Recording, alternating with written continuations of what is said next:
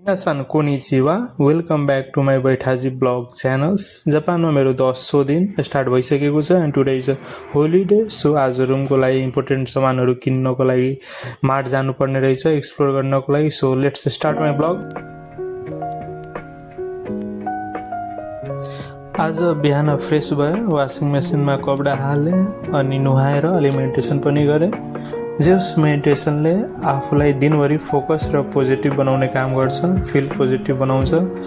जापानमा slowly discipline routine बनिरहेको छ। त्यसपछि अब खाना बनाउनको लागि जानुपर्ने रहेछ। सो राइस एन्ड करी आज खाना नि बनायो। विदेशमा आफैले खाना बनाउँदा अलि रमाइलो पनि लाग्छ र अनि रिस्पोन्सिबल फिल पनि हुन्छ। आज होलिडे भएकोले रुमको लागि सपिङ पनि जाने प्लान थियो, तर स्कुलमा जानुपर्ने रहेछ। आज नेपाल एम्बेसीबाट मान्छे आउनु भएको थियो। सो त्यो प्रोग्राममा पनि पार्टिसिपेट गरियो।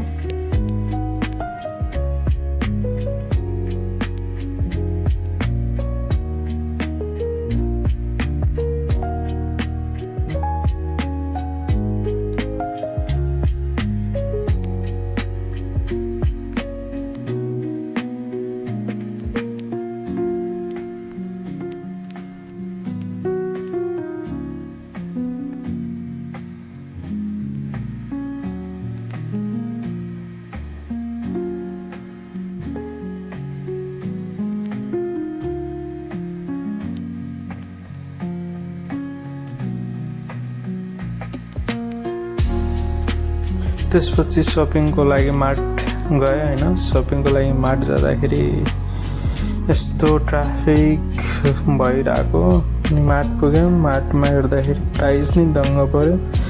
आज 3वटा मार्ट जति घुमेँ, कहाँ कतिको प्राइस रहेछ भनेर। अनि सबभन्दा सस्तो भन्ने गर्छ मेरो साथीहरूले, अनि यो सस्तो भन्छ अनि यसमा नि ज्यादा। हाम्रो गाउँमा के भन्छ 100भन्दा कममा पाउने कुरा यहाँ भनेको 500 प्लसै गइरहेको थियो। ह्यान्ड वासको हेरेँ, यहाँ ह्यान्ड वासको 500 कति समथिङ थियो।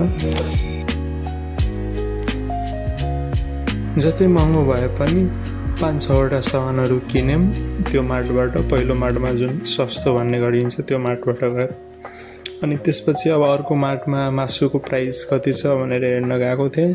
मासु किन्नु थियो आज। सो अर्को मार्टमा मासुको प्राइस हेर्न गएको थिएँ।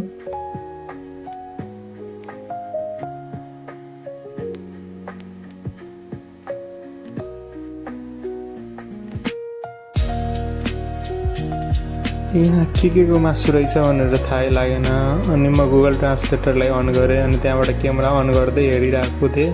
कोही बिफको रहेछ, के को मासु रहेछ, नाम नि कस्तो कस्तो।